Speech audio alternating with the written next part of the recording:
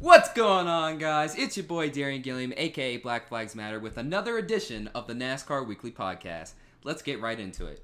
Cue the intro. Green flag. I'll roll. He's flipping me off. Ah! Hell yeah, boys! How about that? Big touch. Pushes in the wall. He drew it off the track. Baby, that's how you do it. Get that second back, son. Yeah, baby, yeah. Hell yeah. We are happy to have back on the one and only S1apSh0es, NASCAR YouTube. Hey, Boy, how's it going, man? it's going pretty good, dude. Just got off of work like an hour ago and was able to get a shower and able to get in here. That's good to hear, man. Now, my apologies for the Google Hangout quality. I don't know, Google Hangout's been on the fritz since it's gonna shut down pretty soon. So if we have some problems, just let me know in the chat. But S1apSh0es, why don't you you have two other friends in here? Why don't you introduce them for us, man? All right, so first up, the guy who got back to me first after like 4 hours of the airbase bounty going up, Justin Wynn from San Jose, California. Glad to be on. It's good to have you on, man. And who's the other guy here? Matthew Ludvigson, who I mispronounced his name with a W instead, from Green Bay, Wisconsin. He found the action shot. You got it. It's good to have you guys on, man. So, S1ap, why don't you, to start off this podcast, why don't you just go over, the whole story about how this whole thing has taken on a life of its own? Well, first off, I want to dispel any rumors that this is some sort of like master plan or that I know what I'm doing. I just like halfway through editing the first video, I almost stopped and I was like, nobody's going to care about this. Nobody's going to care about your late night racingreference.info kick when you were trying to figure out where in the world Airbase Speedway was or even if it existed. But I decided to put the video up and it just like blew up. And everybody was like super hyped about the bounty. Everybody started sending me DM after DM. Justin got to me first with the poster of the outside of the track, just phenomenal quality. I can't believe there was a picture of it still preserved that well. And just a week went by, and then Matthew got to me with a photo that I had actually seen before that just said Getty Images, Greenville Pickens Speedway, 1950s, early 1950s modified race. And he said, I think this might be airbase. And I started looking at it, and I'm like, Greenville Pickens does not look like that.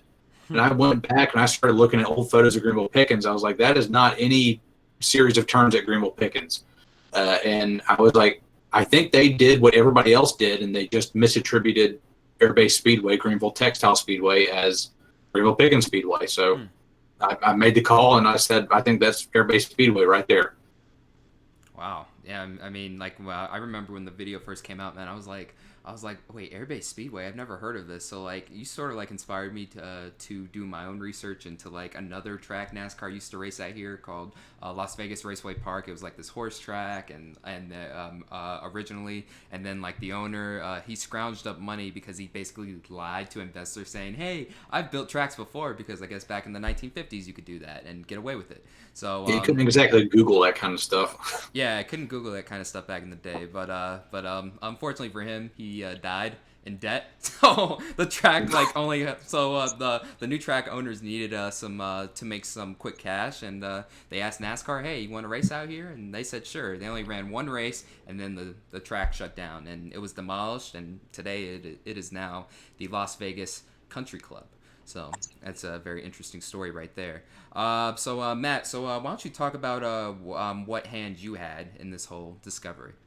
Yeah, I think I got to the game kind of late. I wasn't quick on the trigger like the other one, but I came across the story, I think, through one of the social feeds, and it took pretty quickly with me. It got me very interested. I'm big on local history too, especially the stuff that's no longer there and trying to figure out where it was. So it really resonated with me quickly. And then I started to see the other, the picture come in from the newspaper that was submitted, of course. And that really got me going. So it's just, I'm still going. I'm still trying to find a better picture with, the banner across it or something that says Airbase Speedway or Textile Speedway. I kind of want that smoking gun. I feel you, man. Yeah. Justin, why don't you talk about your hand in this?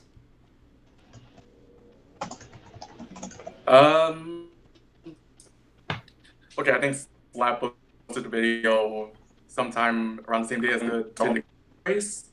And see, I'm also a history major, so sport, all this stuff, it's always fascinated me. A friend of mine on Discord, he DM'd me Slap's video, and saw the and I was kind of curious enough about it, so I decided to watch it.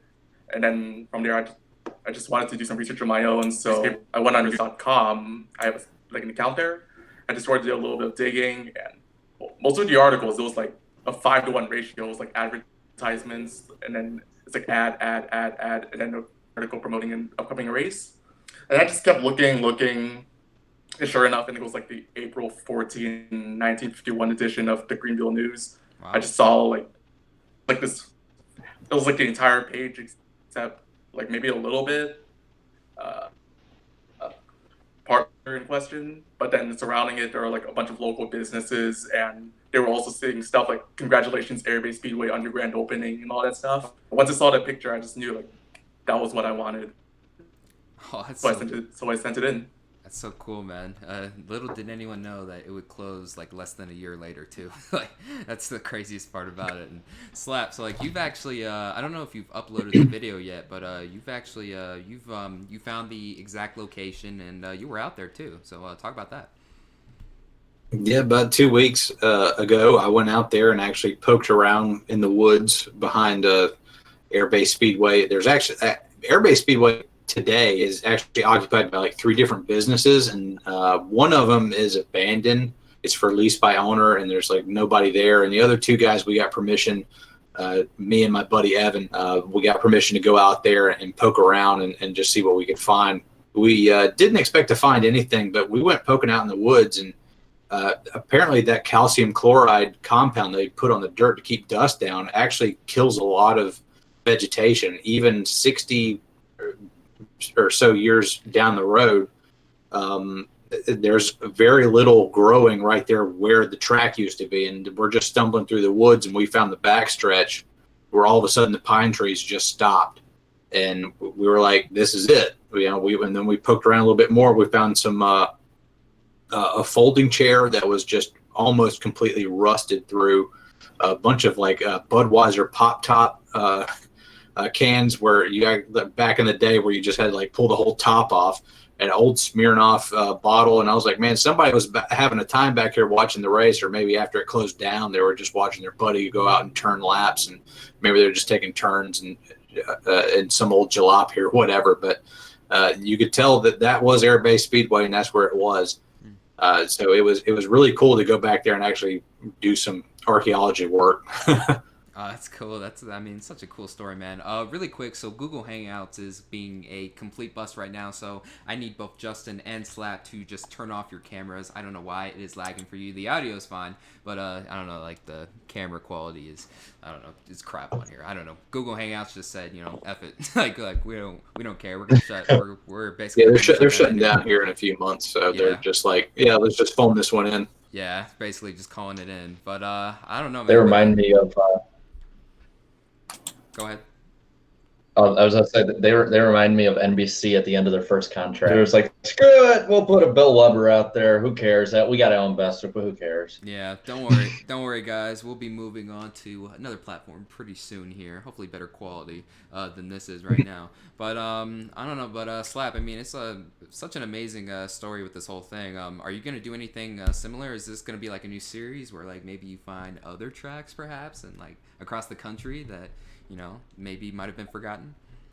Yeah, I did put up at the little teaser at the end of the Discovery video that it was the first installment of Slap on Location. So, I do plan on going to other abandoned tracks and just with my buddy Evan's drone, all his camera equipment that he has, going out there and just poking around, seeing what we can find about these old NASCAR tracks that pretty much everybody's forgotten, except for a few NASCAR databases where you can actually see that they held the races and who won them and all that sort of stuff. Oh yeah, right on, man. I definitely have to collab with you on that sometime. Like, it's so fun. Like, it seems like it was just like the whole like experience, the whole like the whole thing was just a blast to be a part of too. So yeah, keep up the good work, man. And also just to talk about your channel really quick, I mean 30,000 subs. Like last time we had you on, like you would just surpass Jarrett and Danny, and you were about to surpass me, but then you just freaking like blew me out the water, man. So let's talk about like your whole like your channel and stuff, man. It's taking off. Dude, I don't know what to tell you. I was hoping like by the time the bounty was claimed to be hovering around 25,000, and now here I am at like 32,000. That's crazy.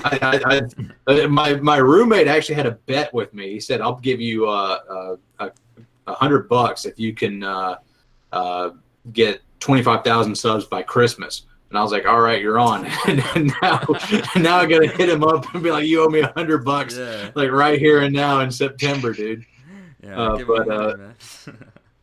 Yeah, this whole thing's been crazy, dude. My local radio station, 93.3 The Planet, like the alt rock station, they mentioned me. They had a morning show, the Rise guys. They were talking about me, and I had my buddy text me at like 6:30 in the morning, like, "Dude, the Rise guys are talking about you, man." and I had a DM from a reporter at the Greenville News, my local newspaper, and they wanted to talk to me, and I talked to them at 3 p.m. today. And so, yeah, this whole thing's gotten way out of hand. I don't know what to do anymore. Like, again, like I have no plan. I'm just a guy who just goes on Racing Reference and sees cool stuff. And I'm like, I'll make a video about that and then put my own spin on it, and it just takes off. I don't know what to tell you. Yeah, same here, man. Thank God for Racing Reference. Otherwise, my channel wouldn't exist. And neither would yours. Like, I think a lot of people wouldn't exist without Racing Reference. Yeah, your video on God, what was that the guy's name? Coward. Yeah, Delma Coward. Yes, yeah. I never heard of that guy, but it's such a great story. Yeah, yeah. NASCAR's he built pools. He built pools for a living, and like he couldn't get an engine from Junior Johnson, so he found his engine guy and he built a pool for him at cost. That way he could just get an engine from Junior Johnson's engine guy. And then he snuck onto the track for the Winston race. He's like, "Well, they worked all day, so I figured I might as well just go on the track." Like, and then he gets blacked out. Like, it's crazy. Stream went down.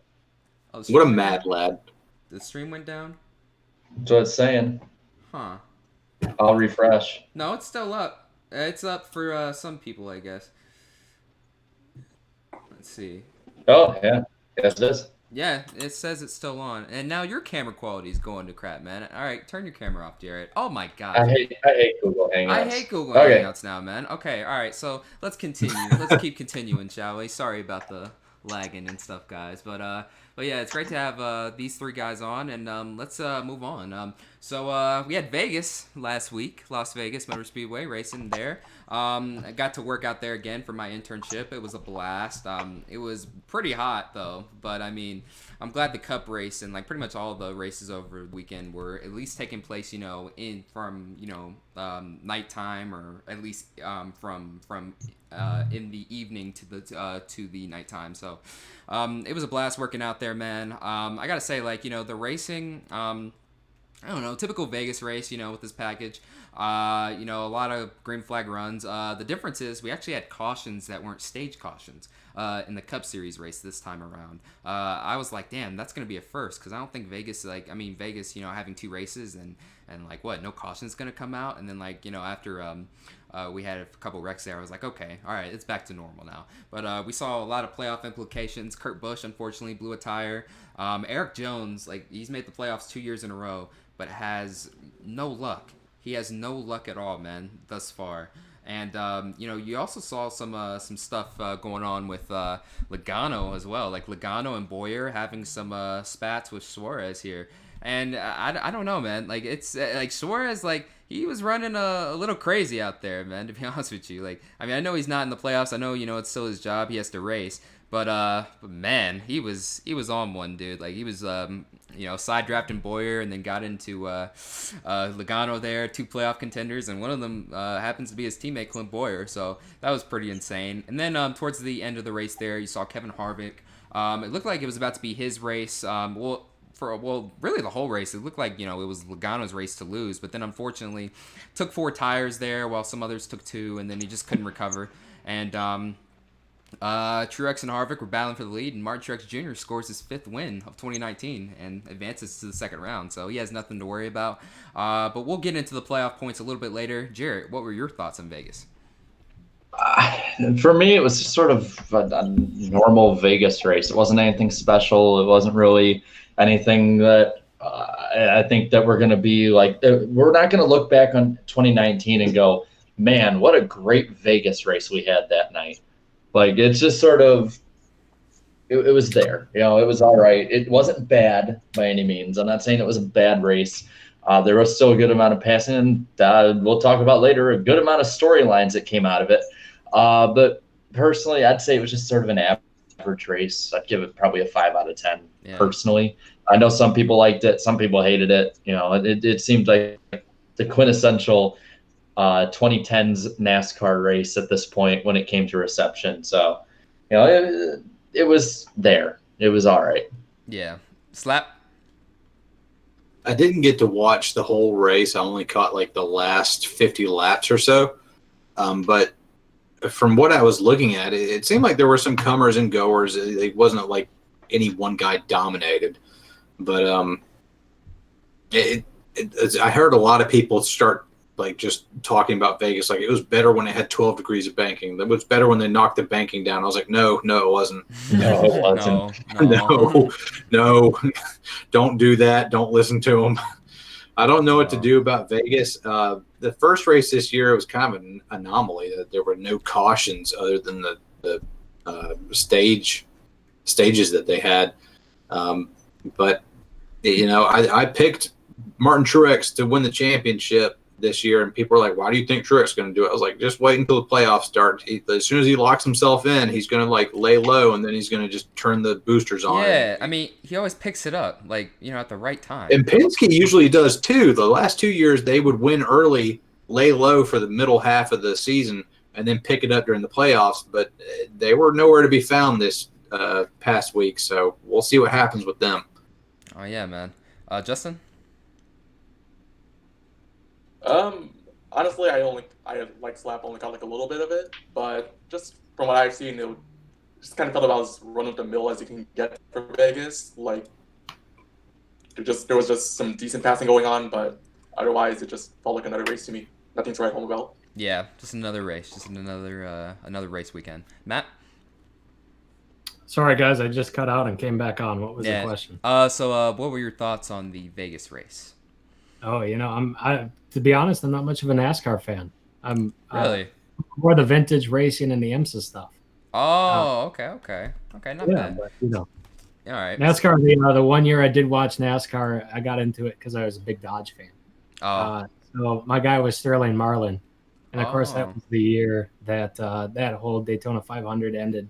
Probably the worst day of the sports history. So. 2000. Oh, damn. So you haven't watched it quite a baptism to watch from start to beginning. Wow, man. Yeah.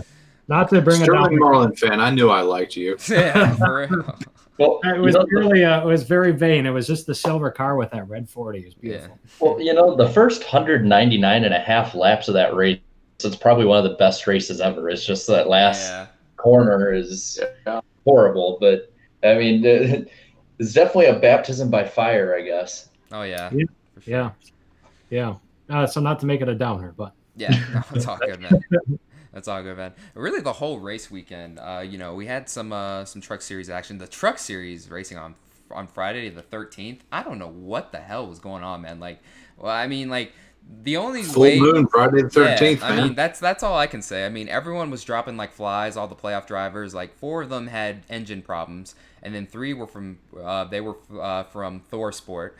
And the only way Tyler Ankrum could make the second round of the Truck Series playoffs was, you know, if he won the race or if a miracle happened. And it happened. That race happened to be a full-blown miracle for him because he made it in by only 2 points. Like, it was crazy. Grant Enfinger, the freaking regular season champ, doesn't make it to the second round. And Johnny Sauter doesn't make it to the second round either. So I don't know. Like, it depends. Like, you may like the playoffs and stuff. Like, the playoffs they're very entertaining. I mean, I'm not gonna lie. Dumpster fire. Yeah, they're very entertaining. But I mean, as far as legitimacy, like, come on, like, nah, man. Like, that's a phrase from John Boyes, who I take a lot of influence from. Playoffs are stupid and bad.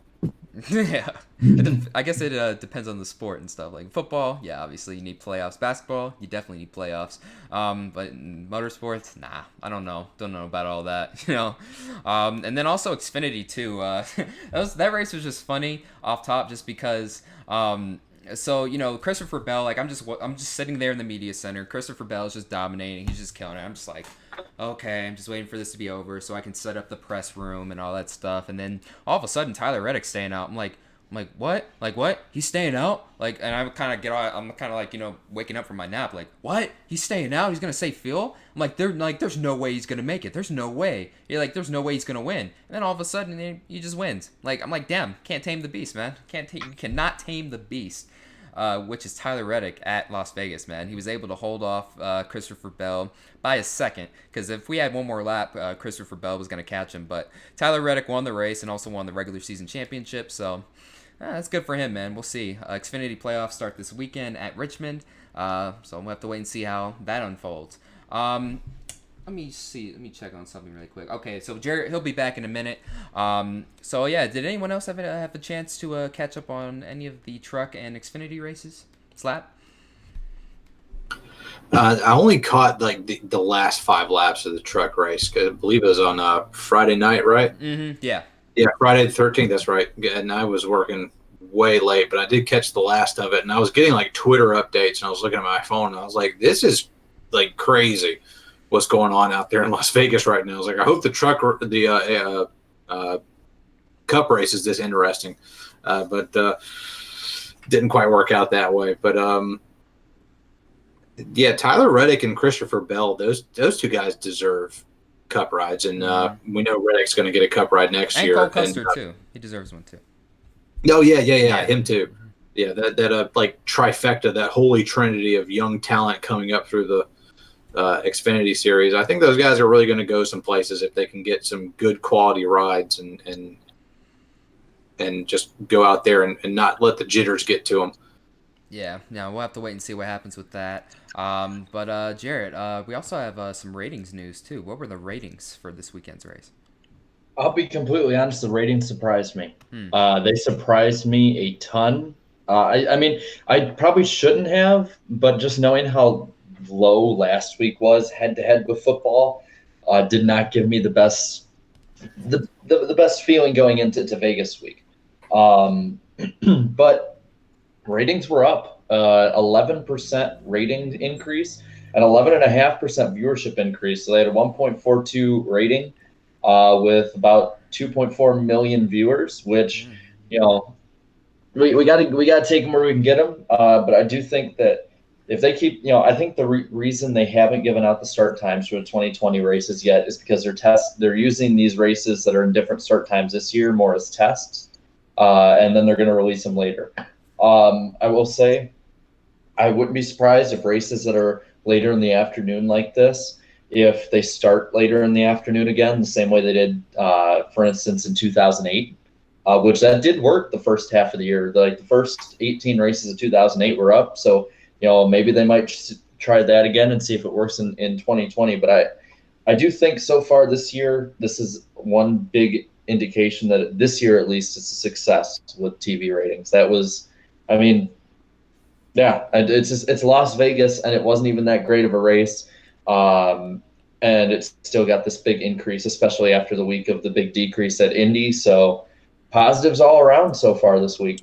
And really, I think it goes back. I mean, like I was very shocked too to hear, you know, like 11% in ratings and viewership wise, you know, and I was like, well, it was during Sunday Night Football, so like why would why would the ratings go up and stuff? And I don't know. In my mind, it's simple. So NBC and NBCSN during the broadcast, they were constantly promoting each other during, you know, the game and the race. So NBC was like, hey, go tune in, you know, to the to the NASCAR race right now over on NBCSN, for a little bit, and then NBCSN did the same thing for the Eagles Falcons game, and I was noticing that. I was like, oh, okay, that's a very interesting strategy. Let's see how it works out, and it worked out pretty well. I mean, 11% across the board, in ratings and viewership.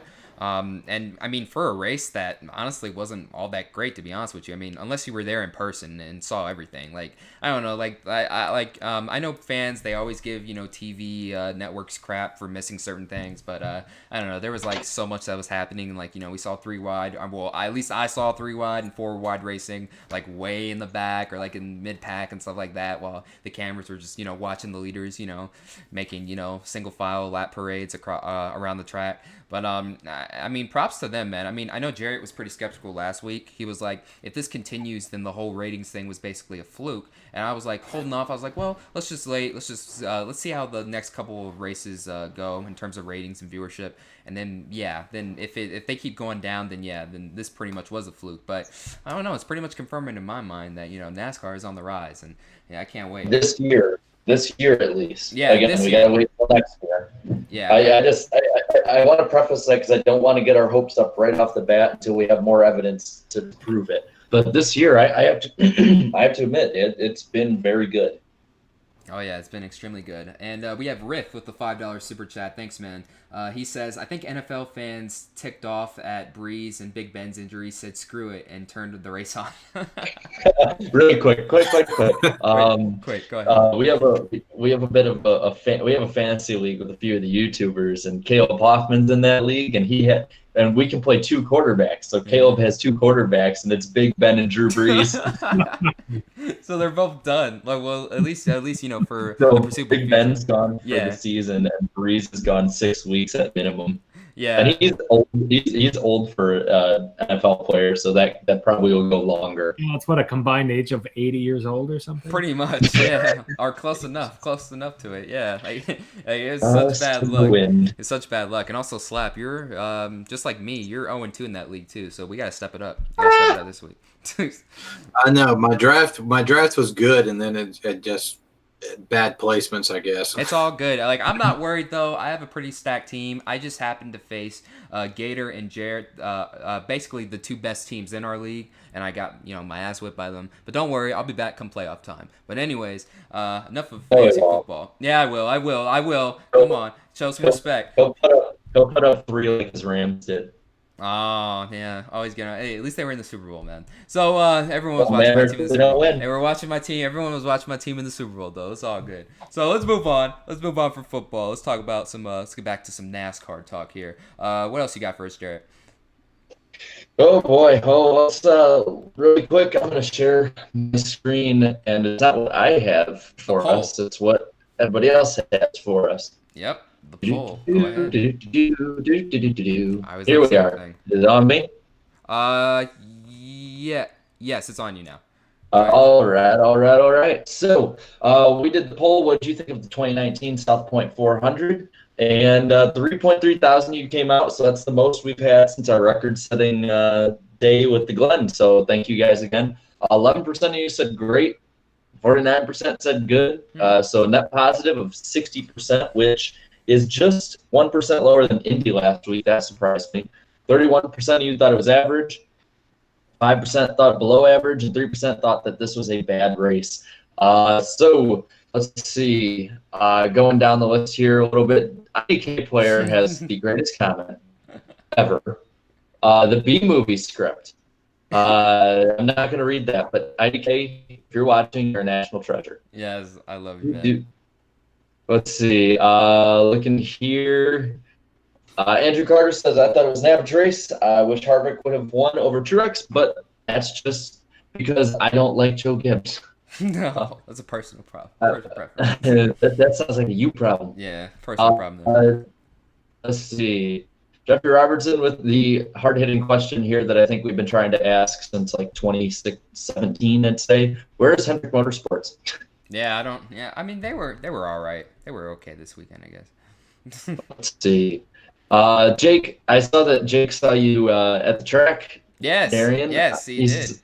Yes. Yes, and he says, better in spring, good way to start. Attaboy to Blaney. Man, Harvick's car went off a cliff.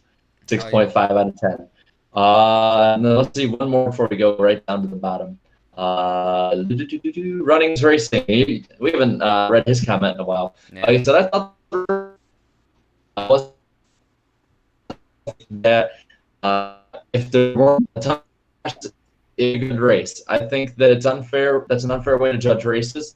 This race had quite a bit of passing and close racing for the most part, and drivers could run each other down, which is great. So Yeah. That's definitely one of the more positive takes, and I think it's a pick a lot of people had from it. Let's go down to the bottom. Oh, that's too far to the bottom. Our last comment was 19 and 19. Alex Tolbert. So good comment. So thank you guys again for voting. You guys are badasses. Yes, awesome. That's not cussing, by the way. Yeah, oh yeah, still on his cussing abstinence. Yeah, it's always good to have the iceberg pull up on the podcast, especially on my channel too. I always love seeing what you guys have to say. Really quick, we have 139 people watching, only 56 likes. Make sure to lick the like button. And now moving on to the playoff standings. I will pull those up really quick. But some people we already know that are having problems. Unfortunately, Kurt Busch is in the hole already. Eric Jones as well. Let me pull them up on Racing Reference. I don't know them I don't know what they are exactly, but I see in the chat, Jonathan Zorline says Jim I finally has a clean race. Oh well. Oh yeah, thank goodness. There. Yeah, thank goodness. Roots. I said his name right this time. Roots isn't on here. He would go off. All right, so I'm gonna pull up the playoff standings and then I'll share screen it in a bit here. Okay, so I got them up. So right now, the way it's looking, Eric Almirola, Eric Jones, Ryan Newman, and Clint Boyer are. Oh wait, no, that's the non-playoff standings. My bad. No. Yeah, I know. So it's looking like Ryan Newman, Kurt Busch, Clint Boyer, and Eric Jones are making up the four drivers on the outside looking in to round one so far. So Jarrett, why don't you Slap, why don't you start us off here? I don't know, is there any concern with these four? Do you think any of these four can mount some sort of a comeback? Not from what I've seen, unless they just go out and have like a Hail Mary win. But typically when guys start falling back in the playoffs, that's the death knell, as it were. So unless one of these guys pulls a Joey Logano and just decides to body somebody out of the way and win a race, I don't see them advancing to the next round. Not even on points?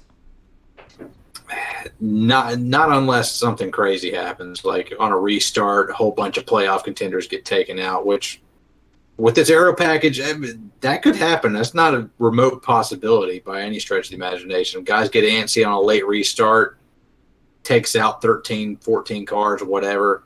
I mean, that's the thing with this aero package. Anything can happen. Oh, yeah, absolutely, man. Justin? It's going to be hard to say for any of those four. I mean, Richmond, they can probably make up some good points today. Like, I think Boyer, he's riding he's riding a pretty good top 10 streak there at Richmond. Mm-hmm. But at the same time, I think Truex probably has the most momentum since he's defending winner there. I think the Roval will probably just be their last shot. It's like what Slap said, it's a Hail Mary. You just screw it, just go for it there. That's probably their last chance. Yeah, might as well, because some of these guys at this point, they're not going to make it on points if they keep, continuing with this bad lane, with this streak of bad runs and bad luck. So we'll have to wait and see. Let's not forget how crazy the Roval got at the end last year too. Brad Keselowski leading the whole army off the cliff, just sending it into the heartburn turn, and everybody else followed him. And then Jimmy Johnson just wheel hopping it and taking out Truex, and Ryan Blaney won. Yeah, so Keselowski's that controller could be died. a crazy race. His controller died. That's what happened. Keselowski's controller entering the turn. Just went full send. Yeah, pretty much. I mean, if you play NASCAR, last year on NASCAR Heat 3, that was a typical Roval race, basically. And it still happens on Heat 4, but it's just not as bad, I guess. Jarrett, what are your thoughts, man? I'll be honest. as much as I do think Clint Boyer will have a good weekend at Richmond, it's just that it fits him.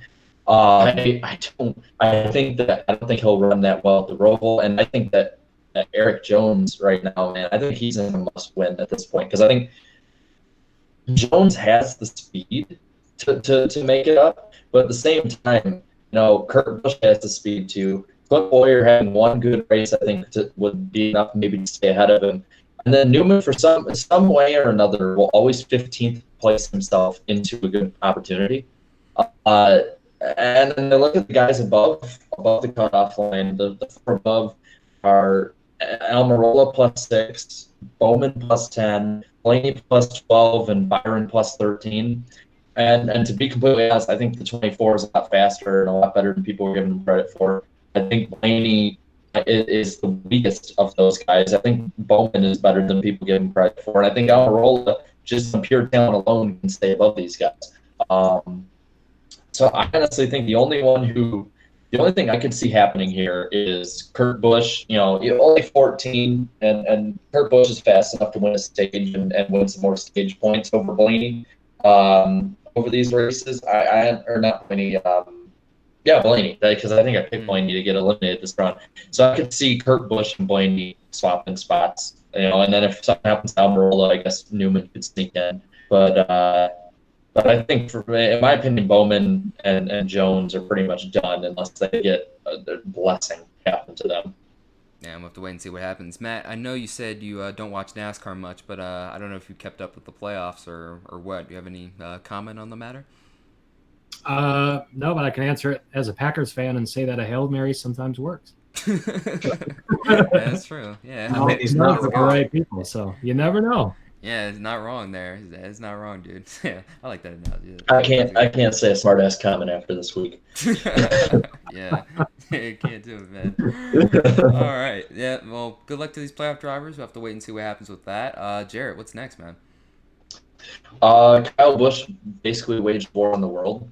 Oh, yeah, Kyle Busch versus the world, man. Oh, wait, we got a super chat. The Black Hole Guy, thank you for the $5, man. Slap, your videos are amazing. I showed one of them to my friend. He binged watched all of your videos and is now a NASCAR fan. I have to thank you for that. So, yeah, you got a new NASCAR fan. Sloppy. Thanks, dude. I get a lot of comments from people who aren't NASCAR fans. And I just try to guide them towards watching the next race as best as I can, because NASCAR needs all the fans it can get, Yeah, especially now these days. Yeah, I've gotten some comments and some messages from people on Twitter and Instagram saying, "Hey, I don't watch the sport, but now I keep tabs with it because of you." And that's a goal of mine that I've had for a while. So at least basically try and get people to at least know, hey, NASCAR exists. It's actually a sport. It's not these dumb rednecks going around in circles so many people think still for some reason. Don't have these outdated preconceived notions about the sport. Just keep tabs with it and you'll be surprised. And yeah, lucky for them, they've ended up enjoying it. Really quick about your video slap, something that I found really cool. I was looking up for a video I had that I was making at the time about Curtis Turner, is that Airbase Speedway was a site of one of only 6 races that he actually finished last in. And it's damn, what are the odds, Damn, that's crazy. Yeah, that's crazy, man. Yeah, well, here's the crazy thing is Jonathan Nelson and Tom Schmey at Speed Sport Magazine said there were 21 starters in that race, not 15, but they don't know who placed 16th through 21st. Wow. From what they read. But from the official, I don't. But the newspaper article said that only the top 15 would race that day, so I don't know what to really believe on that. So, yeah, Curtis Turner, one of the few races he finished last in because they only decided to let the top 15 race according to the newspaper article. Huh, that's interesting. Yeah, that's something else you gotta find out. Where did everyone else finish? Yeah, that's another thing you gotta find out. Yeah, we need to get 16th through 21st. Yeah, pretty much. Well, I was thinking about Racing Reference while we were going through the playoff stuff, and they had the non-playoff points and whatnot in there. if I'm not mistaken, I think NASCAR has like an ownership stake in Racing Reference now, or like took majority. How long do you think that? I don't think the non-playoff points are going to stay up very much longer with NASCAR running it. Oh my gosh! Please don't take it away, NASCAR. Please, come on. Let us dream. Let us dream.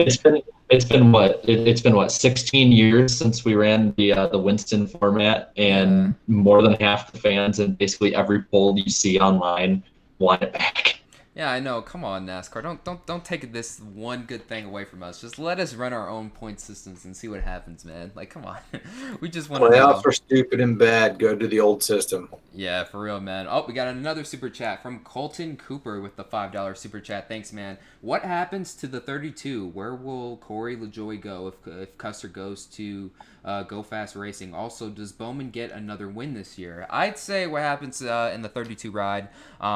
The way it's looking is there's going to be a Stewart-Haas alliance, and Cole Custer is going to get the 32. Corey LaJoie's unfortunately going to get the boot from that ride, but I think he'll land with Front Row Motorsports in the 38 since David Reagan's retiring. And unfortunately, no. Danny B would probably have a different answer to this, but no, I don't see Alex Bowman getting another win this year. Jarrett, what do you think? I agree with you with the stuff with the 32 and LaJoie, and I actually agree with you fully on the Bowman deal. Unless he can pull out a win at Talladega. That 88 had some speed this past Finished second. April. Finished second, yeah. Finished second there. So yeah, Slap. I'm sorry, what was the question? I had somebody trying to text me. I thought it was an emergency or something. No, it's all good, man. The question was, what happens to the 32? Where will Corey LaJoie go if Custer goes to Go Fast? And also, does Alex Bowman get another win this year? Alex Bowman could get another win this year. I mean, he's certainly shown some speed on the intermediates and the plate tracks, or they're not plate tracks anymore, but, Super speedways, yeah. Yeah, super speedways. Where does Corey LaJoie end up? I think front row. I mean, it's open. Nobody said anything about it yet. I mean, Corey's probably hedging his bet, see if anything else opens up for him, but that's probably where he'll end up at. Is it a step down or a step up? I think it's a step to the side for the time being. Yeah. And we'll see what he does with it. But, hey, that's a race team that's won. One time by fog, one time on a plate track. So we'll see if he's got any speed if he ends up over there. We'll see if he's going to contend for a win at Daytona or Talladega next year. That'd be really fun to see. Oh, yeah, that would be crazy. That'd be pretty awesome to see. Justin, what do you think? Yeah, I gotta agree with all of you. I think LaJoie will probably just go over to front row. They can probably steal like a plate win there. They've always done well at the super speedways. And then for Bowman, I don't know. I don't see Henrik really winning any more races this year, outside of maybe at like the Roval or Talladega. But Bowman probably can surprise us at Dega or maybe even Phoenix again. Yeah, we'll have to wait and see what happens, man. I wish I could say the same for Bubba. Oh, I see Bubba winning a race. No, it's not gonna happen anytime soon. Phoenix does have a good track record of giving us some pretty unlikely winners, like Ryan Newman not that long ago. And Talladega too. You never know. Talladega. Well, Talladega always almost. Yeah, it's known for that kind of stuff. Or who knows? Maybe Paul Menard might win. I don't know. Matt keeps going back and forth. Again, Hangouts, man, is just drunk. I don't know what the heck's going on, dude. But it's whatever at this point. So moving on. But like Jarrett was saying, Kyle Busch versus the world. You had the movie Scott Pilgrim versus the world. Now we got Kyle Busch versus the world, man. Where do I begin? So basically during the race, he gets mad at Garrett Smithley for holding his line, and I'm gonna say it right now: Garrett Smithley did nothing wrong, and Joey Gase did nothing wrong either. They are told, the drivers are told in the drivers meeting, if you are a slow car, just hold your line and do not move and do not impeach the leaders, basically, or like the lead lap cars. So I don't have a problem with it.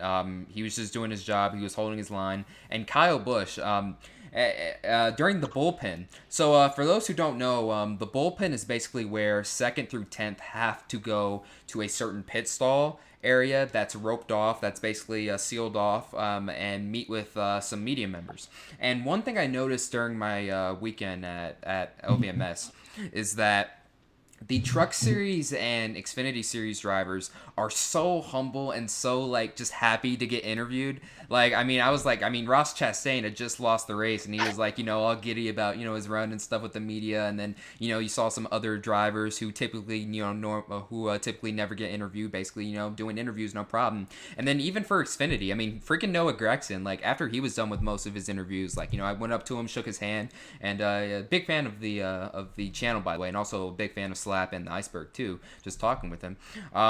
He was just sitting there. I was like, hey, can I get something for my Twitter? He's like, yeah, sure. So he's a pretty chill guy. I got some stuff for the Twitter. Him talking about his playoff situation and his run at Las Vegas, where he scored a top 10. And even Greg Galding finished 7th, and he was happy to do media.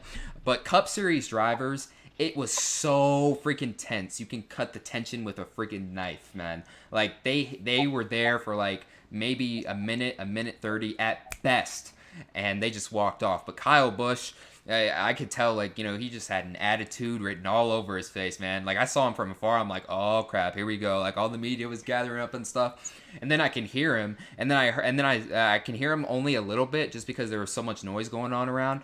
And, like, I saw him turn, and I was like, oh, okay, so he just finished his interview and stuff, and he said something else. But then I saw the video on Twitter, and he's just basically like, oh, I'm sick of answering these stupid effing questions. Are we done? And I'm like, wow, man, that is I don't know. Like, I wanted to act surprised, but then at the end of the day, I really wasn't. And then I even talked with Jeff Gluck afterwards. He was in the media center, and Jeff Gluck was like, yeah, I'm used to it at this point, man.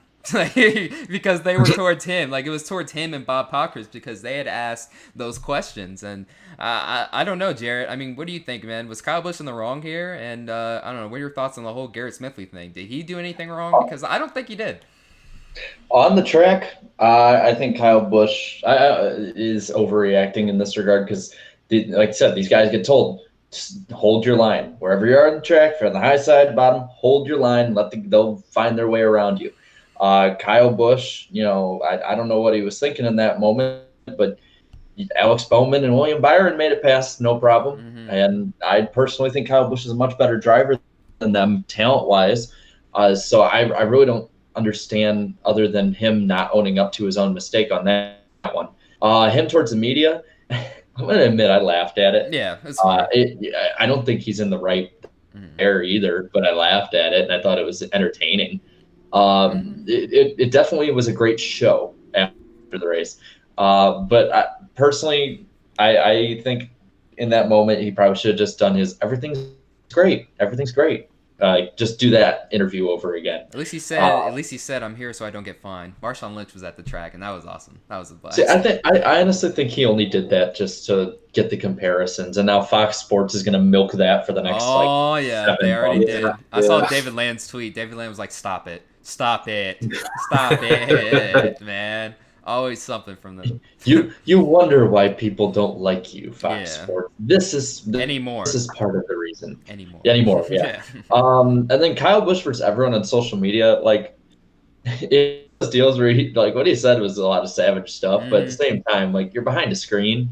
It's like, I don't know. I don't put much stock into Twitter feuds. Like, talk about it in person like real men. Like, unless you're out there to troll them, which I don't think he was trolling them. I just think that he was fed up and he wanted to, like, push his weight around. But don't get me wrong, like, Kyle Busch, keep being Kyle Busch. It was entertaining as hell. You give us stuff to talk about.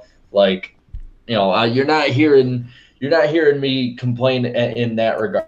But at the same time, it's one of those deals where it's like, dude, like, you like, I don't think in most most situations he's an overgrown man-child, but in this regard he was acting like an overgrown man-child. And don't get me wrong, it's very entertaining, but I mean, I'm just thinking about it from the media's perspective. Like, they're like, Jeff Gluck, Davey Siegel, and Bob Pockers, they're there to pretty much do their jobs, and like, they were they remained professional about the whole thing, and then just to basically sort of get cussed at like that, like from that perspective it sucks, but like from a fan's perspective though, it's like, yeah, those guys were asking dumb questions, good job Kyle and all that stuff. Think about it, Bob has something that I'm sure not too many people have in the media. He is one of the few people in the media who has been publicly cussed out by both Busch brothers. Oh, I didn't even think about that. Oh, that is true. That is true. Yeah. So yeah, he has that at least. So that's great. Yeah, gone full circle, man. That's awesome. That's insane, man. Slap. I don't like all these NASCAR drivers being all hoity-toity when it comes to the media and like not wanting to sign autographs, not wanting to talk to the media and everything. David Land had that video about IndyCar versus NASCAR and why one was rising, why the other one was falling. And a big part of that is fan interactions and media interactions.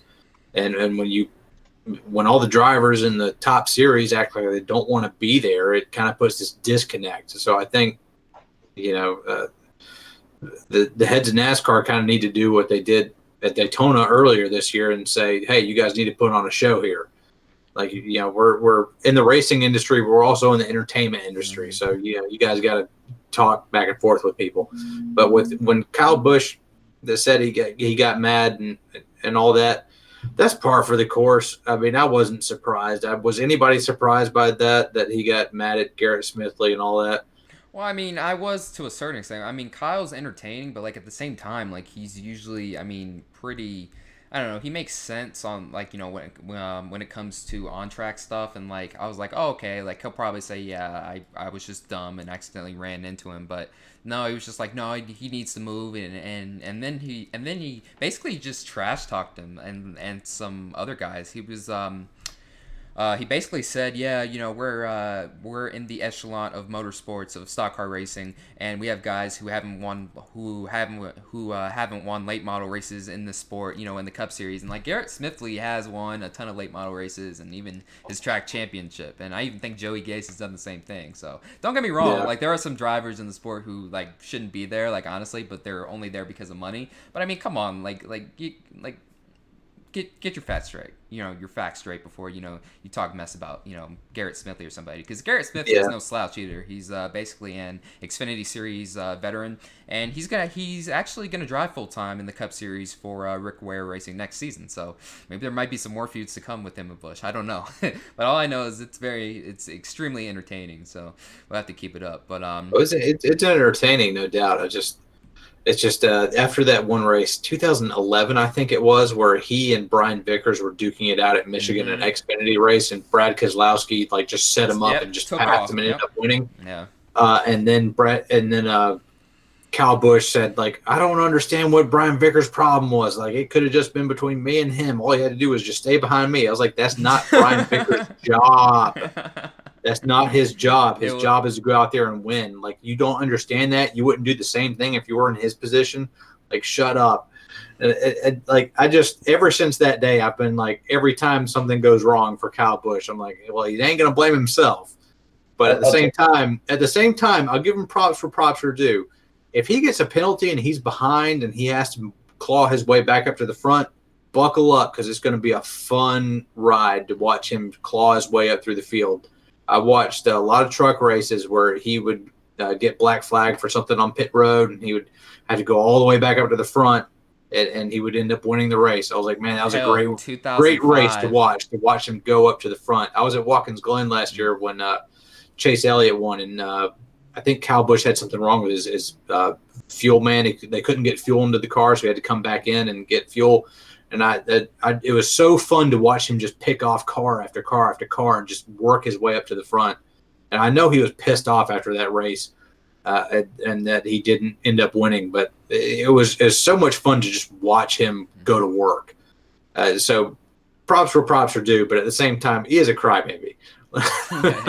Yeah, it just sounded like my mom there. But no, 2005 though, that truck race when he came back from like 16th to first, like that was awesome. Like that was awesome. Too. But go ahead. Jim. But it's moments like these where I keep thinking, this is where someone like Kyle Busch needs a foil, needs someone that's a polar opposite to him to race each week. Like, it's like everyone talks about the '90s with. Hi, I'm Earnhardt Brad and- Keselowski. Kyle Busch is an ass. Yeah. Yeah, We need more of that. and he's definitely cooled down on that. But it's like you look in the '90s too. It's like Gordon and Earnhardt and Wallace and Earnhardt and Earnhardt and everyone. Like I think Mark Martin put it best. It's like Kyle Busch is probably the most polarizing driver since Dale Earnhardt. He gets Absolutely. people. You either love Kyle Busch or you hate him. There's like barely any gray area for people on him. And honestly, week to week, he is the most entertaining driver on and off the track. Yeah, and a lot of people think of Dale Earnhardt like today, like everybody loved him because he was just, a Southern guy who had made it. But I remember going to those races. I went to the All-Star race every year from 1995 to 1999 as a little kid. And I remember when they would introduce Dale Earnhardt, half the people there and that crowd of 100,000 people would be booing him, giving him the finger. And that was how I learned what the finger was I was in 1995. I was 5 years old. I was watching the All-Star race, and they were doing driver intros, and I saw somebody flip up that middle finger, and that's how I learned what that was when Dale Earnhardt came out. Oh, yeah. So even people in North Carolina were very, very split on him. Yeah, even his So, hometown probably. His hometown, Yeah. Indianapolis. Yeah. Look at that when he took out Terry Labonte in 1999, and you look back at those recordings, and there's probably I think that people are like, there's 160,000 people there that night, and 150,000 of them were booing him. Like he was not like as great. I still to this day, I think it's greatest driver ever is always a personal opinion. But I personally think Dale Earnhardt was the greatest driver ever. But to say that he was a saint and that he did no wrong and that everyone loved him would be one of the biggest lies that NASCAR media could ever put out. Oh, no, I was about to say everyone's a saint in 100%. death. Everyone's a saint in death. Well, most people are. It's like as soon as someone passes, it's I like, mean, oh, they did nothing even- wrong. Come on. I mean, even Dale Jr.'s admitted like all these different things that Earnhardt, has done both like in his personal life, as a father off the track, and then the stuff he did on the track, and then he even he would say like not everybody liked him. Like I remember an interview Dale Jr. had where he said that like he would get bullied and picked on and almost like beat up at school because of what his dad was doing on the track. That's People hated this man. That's messed Like up. and yes, and so it's like personally, I think Kyle Busch is in that regard of being so polarizing is in the same league as Dale Earnhardt. Yeah. Exactly. If you want to compare careers, people don't like him, but at the same time, he's so much fun to watch on track. Like, what's he going to do this time? Oh, yeah. I mean, love him or hate him, he's great for the sport. And, Kyle Busch, he would rattle Dale Sr.'s cage. 10 laps to go at Bristol. That's all Kyle I would Busch all love day. those two to race together. Yeah, that would be great. I had put out a tweet on Monday like, yeah, Kyle Busch would totally rattle Dale Sr.'s cage, and like I'm surprised like a lot of the older NASCAR fans, the freaking the toxic Dale Sr. fanatics, like they're not all toxic, but you know what I'm talking about, Jarrett. Like would have been in that thread, but I don't know. Most people agreed. I mean, they were just like, yeah, like it would have been a great battle with those two. I think it's also a great battle for sure. But I think the people, like a lot of them that are immediately saying Kyle Busch is better than Dale Earnhardt, a lot of these ones are like really, really young fans that I just don't think have fully delved into the history of the sport yet. Yeah, I guess is my opinion. Yeah, like, and then also that's something. I think that's something all of us here can all agree on really quick though. We need to learn the history of the sport more and more. Mm-hmm. Yeah, like absolutely. the amount of like gap of like from now to then of knowledge for a lot of fans is really surprised me. It's just one of those deals where I think every NASCAR fan or every racing fan should put it upon themselves to learn one new thing a week about the history of the sport. I don't think that's too hard, right? No, it's not too hard. I mean, even for history buffs like myself and Slab, like we're learning new stuff every day. Like, I mean, learning about new stories, and I mean, even from Jared's video, I mean, I knew who Curtis Turner was, but damn, I didn't know he was such a badass human being. So, I mean, running from the law at 10 years old, and what was his nickname again? Pops. Pops. Yeah, Pops. So like what the hell? Like pop so many damn people out of the way. Yeah, I mean, popping people out the way, running from the law at 10, and then I don't know, just living fast, man. Like that dude was a beast, dude. That dude was a straight up beast. And listen, I'm not coming out. I'm not saying that Kyle Busch is the next Dale Earnhardt and this and that. But what I'm saying is that 20 years from now, when there's people doing a podcast on whatever the next version of YouTube is, they're going to be talking about Kyle Busch the way that we talk about Dale Earnhardt. Oh yeah, no, Like, yeah, no doubt. as a polarizing figure.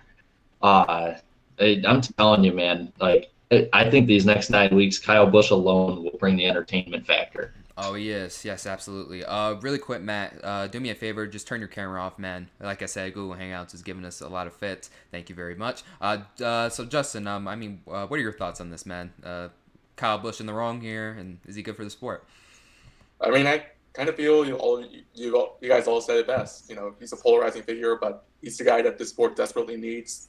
You either love him or you hate him, and that's pretty much perfect as it is. But at the same time, I haven't really been following the saga much. But my biggest takeaway is that I find it kind of hilarious how this whole thing about not winning in late models that's kind of becoming a recurring gag, kind of like Denny Hamlin's 10,000 races thing from a few years ago. Oh yeah. Yeah, just that. I just thought it was kind of funny how that's starting to become a joke now. Oh yeah. Yeah, that's great. Matt, what do you think? It's the same conversation. I think you guys got to have villains in your sports, every sport, right? You know, it's the kind of people that are talked about that are outside the circles of the fans. You're a big IMSA guy. Is there any villains in IMSA that I'm not aware of? I can't think of any off the top of my head. I can think of trying to think of like kart series where you got some of the Rossies or whatever. Oh yeah. Yeah, IndyCar. Oh yeah. Well, Alexander Rossi in IndyCar, I wouldn't say he's like a villain. He's just really aggressive, I guess, on the track. Yeah, he seems to smash some guys off, make some controversial moves, Yeah. But the sort of thing that gets written about, and I think it was Slap who said it's entertainment. Yeah. They're all in the entertainment business. I don't know where Tony Stewart ranks in that sort of thing, if everyone loves or hates him, but those are the names you remember. Mm-hmm. Yeah, absolutely. Yeah, I Jared, I'd say Tony Stewart's up there, correct? He's up there in that category. Oh yeah, his what should he call it? His popularity amongst fans has definitely been a wave. For the Rob's been very wavy. He's very loved now, but I can remember a time when myself included would boo Tony Stewart every time he got introduced, and it was when he was at his best too. Oh yeah, 2004, dude. Like he was getting in spouts with so many drivers that year, like really to begin the season, and then he basically said DW sucked in the later part of his career, basically in a pre-race interview, and I mean that was funny, but like at the time fans just hated that. But I mean, at the end of the day, you remember these guys, man. You remember them as legends, and I mean, love or hate Kyle Busch, he's a future Hall of Famer, and I don't know, maybe Kyle Busch will be one of those drivers down the line where people will love him as an analyst inside the sport, basically like a DW. Because I remember, my parents or my grandparents would tell me like, yeah, people hated DW like in the early '80s, but then like towards the end of his career, he became a lovable driver and a lovable commentator up until his retirement this year. So yeah, my grandparents told me that everybody hated Darrell Waltrip until Rusty Wallace spun him out at the '89 All-Star race, and then that's when he became a favorite. Yep, the script flipped. So everyone hated Rusty, and everyone loved DW. It's funny how that happened. So basically, we need Chase Elliott to wreck Kyle Busch in the All-Star race or something, and then the flip. That happen in Martinsville this year for a playoff spot or something, man. Nah, if Chase Elliott wrecked Kyle Busch, like people would just love Chase Elliott more and hate Kyle Busch even more. Honestly, I'm not gonna lie. Like, I don't see them just flipping the script on that. No way. So really quick, we are past the top of the hour. Let's see. Let's take a look at the analytics really quick. We have 147 people watching, only 84 likes. Make sure to click the like button. Let's get to 100 likes within 10 minutes. Yeah, someone's sound. I'm sorry, my Xbox is on the fridge. It's turning on for no goddamn reason. See, you need a PS4, man, so you can be in core, dude. PS4's never had that problem. I know Xbox sucks. Microsoft sucks. I'm enslaved to a bad console. Yeah, that sucks, man. No, you're making enough YouTube money, dude. Just get a PS4. You can get one. Hell, 30,000 subs, man. You have more than enough. Trust me. I need to figure out when you guys are doing core, like what day of the week it is. Oh, we'll send you the schedule. Yeah, we just put the schedule. We'll send it to you after the show. But I'll tell you what, your Xbox is crackhead energy is what I'm living for, man. Yeah. But I guess this is my part of the show now, isn't it, Darren? Oh yes, lightning round. Let's go. Let's get it, man. All right. Yeah, we Go just ahead. said it. We just announced the course schedule, and we got pretty much we got a majority of the drivers, not all of the announced ones so far, and some numbers done. So keep an eye out for that one. Also, looking at the rumor mill, I want you guys to take like a boatload and a truckload's boatload of salt with this one because it was from the NASCAR Opinions Twitter, which is not a verified source. We're not a verified podcast, so to the hell with it. Yeah, why not? In the rumor mill is that NASCAR might get rid of pit stops in the Xfinity and Truck Series because the caution clock wasn't bad enough. I don't know. I don't know. Also, in happier news, Jim McMurray has qualified for the Boston Marathon. So as a runner, I just want to say awesome job, Mr. McMurray. That is really, really cool. Dale Jr., I guess, is lobbying iRacing to scan North Wilkesboro before it gets completely eaten up by the countryside so that they can have it in iRacing and they can preserve it. I would much rather have it in real life, but I'll take what I can get. NBC Sports has reported that NASCAR reinstated Bailey Curry, so that's a pretty good deal there. That's good. Let's see. Ooh, Kurt Busch's ex, Patricia Driscoll. I said it right this time. The last time I said it sounded like a slurred drunk. She's sentenced to 12 months in prison. So do I cheer? I don't know if I cheer or not. I don't know. She might work for the CIA and come after. Oh yeah. And I guess in sadder news, Bob Hockers reported this, that North Carolina medical examiner that examined Nick Harrison after his death found out that it was due to an accident of a mix of cocaine, oxycodone, and alcohol intoxication. Definitely not. And there's nothing we really hope to hear in a bad situation like this, but we didn't realize it was this bad of a situation. So yeah, that sucks. Yeah, that's a tough deal, man. And someone who's been through some sort of addiction, man. I mean, seek out help if you can, dude. Like, I mean, because sometimes it is just it doesn't end well. And this is one of those deals, unfortunately. So. But then also one last little tidbit. I think we can talk a little more about this after the lightning round. But there was this thing that was going around on Reddit, Twitter, Facebook, wherever the hell you were finding it. But in 2009, the qualifying for the 43-car Las Vegas race was all within about a half a second. I think 0.6 of a second was what was being passed around, and they showed on the graph what it was. This past year, in 2019, 39 cars were separated by more than 2 seconds. So I guess the parity has not been reached. Wow. Yeah, no, parity. Yeah, we've lost so much parity like over the past decade, man. And I don't know. Hopefully we get it back. Hopefully we have it to where it was in the early 2000s. That would be pretty cool. So yeah, is that the end of the lightning round, Jarrett? Apparently it is. Okay, that's the end of the lightning round. And really quick, Jarrett, you were lagging just a little bit. Leave and rejoin and see if that helps a little bit, okay? Just do that really quick. All right. Yeah, it's not your fault. It's friggin' Hangouts, man. Just friggin' pooping on us again, man. See if we can get that 100th like before. Yeah, if you just robot. Oh, need to talk about Mike Stefanik too. Oh yes, and also yes, I was about to mention that Mike Stefanik. For those who don't know, Modifieds champion. He unfortunately passed away over the weekend in a plane crash. Mike Stefanik, for the younger fans like myself, we only knew him really from like his one rant when Steve Park dumped him at this modified race at Daytona on the backstrip, and he was just basically like, I'm so freaking pissed. This is BS, but other than that, Mike Stefanik, he was a champion, like basically one of the all-time greats in modifieds, and hopefully he'll be inducted into the NASCAR Hall of Fame someday, man. And he was also a very underrated Truck Series driver too. So I mean, for the most part, he had an amazing racing career, and it's just a tragedy, man. It sucks. I was just I was really bummed out when I saw that news, man. I mean, I was watching the race, scrolling through Twitter, and I see that, and I was like, nah, like, no way. And then when it was actually confirmed, I was like, damn. I mean, so that sucks. So R.I.P. to Mike Stefanik, and thoughts and prayers go out to his family.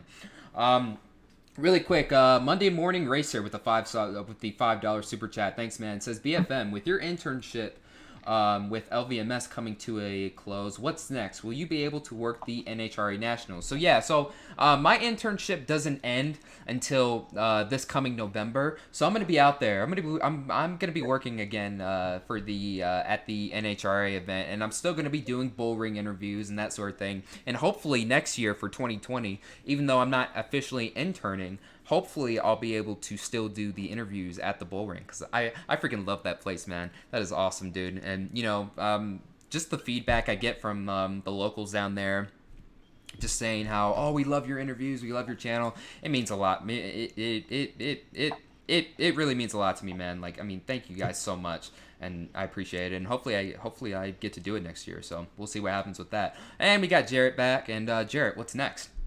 I guess I just want to check if I look like a potato, so I'll look on here really quick. You look good. You look good on my end. But you'll probably look good for like the first 5 minutes, and then friggin' potato out. But well, I hate Google and YouTube. What happened, Google Hangouts? You used to be so good, and now you're so bad, man. You're so bad to the point where we have to switch. It's whatever.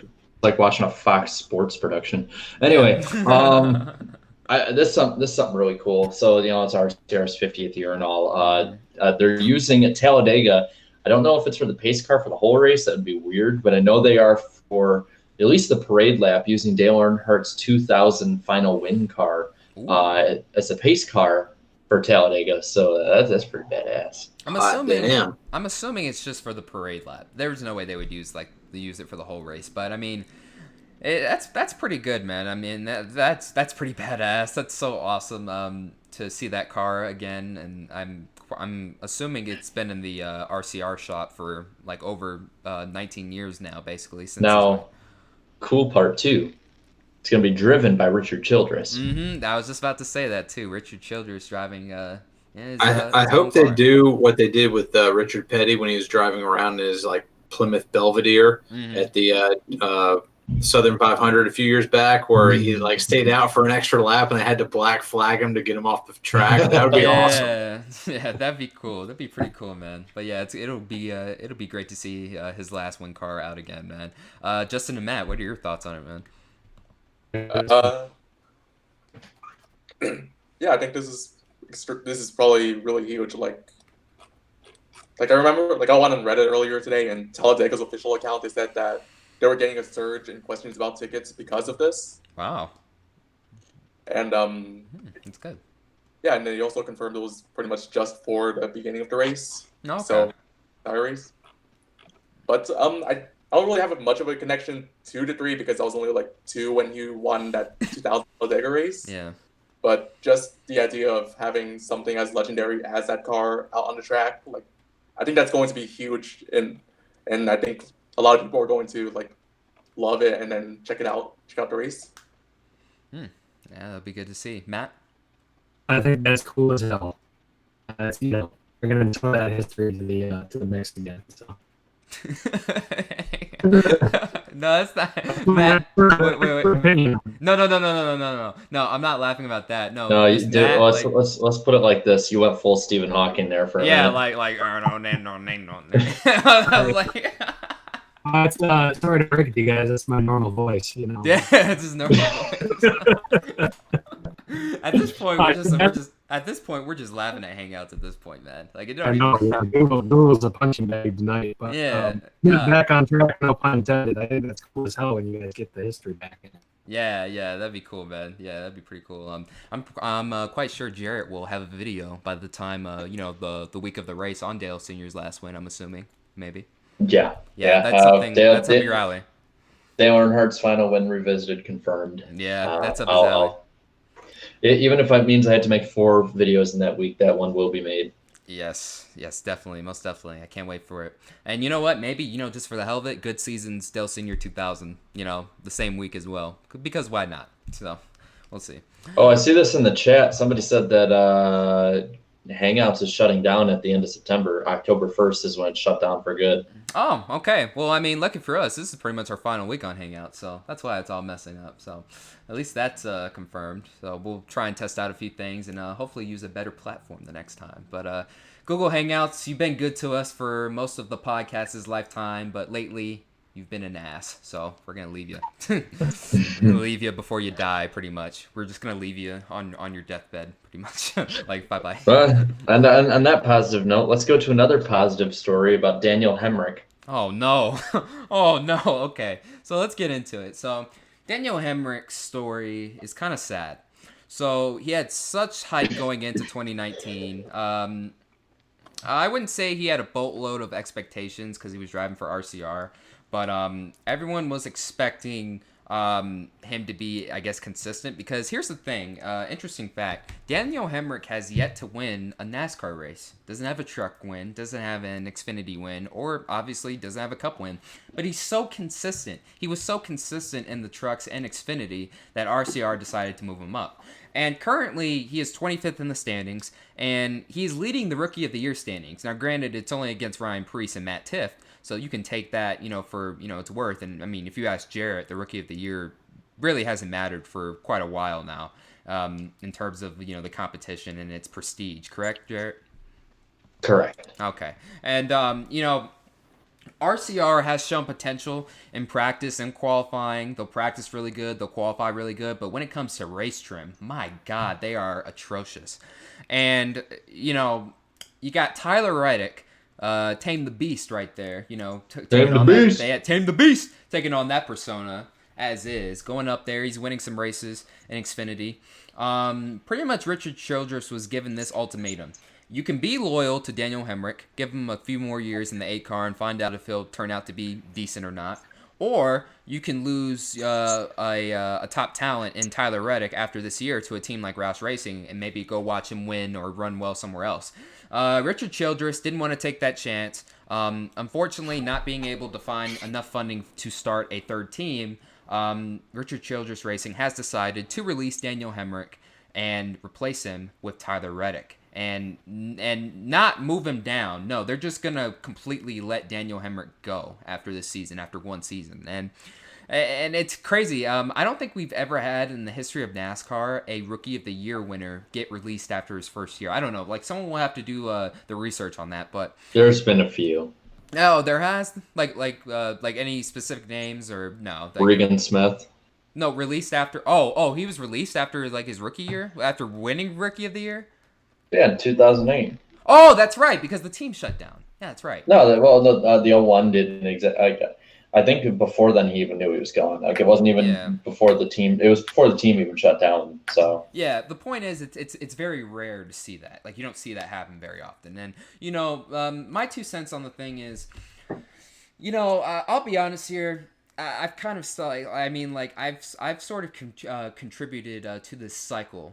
Real Bradman was talking about this. So last year, people were getting on, they were getting on Hamrick saying, "Oh, he's the next best thing. He's about to be good." He goes out, he runs mediocre at best, and then all of a sudden, everyone calls him a bust. And Tyler Reddick's going to be put pretty much in the same situation. He's going to have high expectations. And he's probably going to run mediocre because Richard Childress is very mediocre.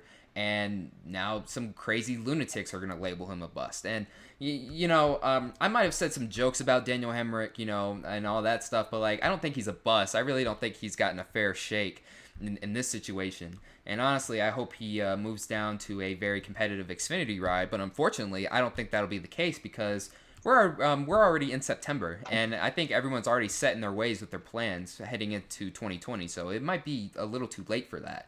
So I don't know what the future holds for him. hopefully he can find something. Well, But it's I don't know. It's just like it's a very tough situation because I'm sure Richard Childress likes him, but at the same time he doesn't want to. Well, he doesn't want to lose Tyler Reddick though, so he really didn't have a choice in that regard, I guess.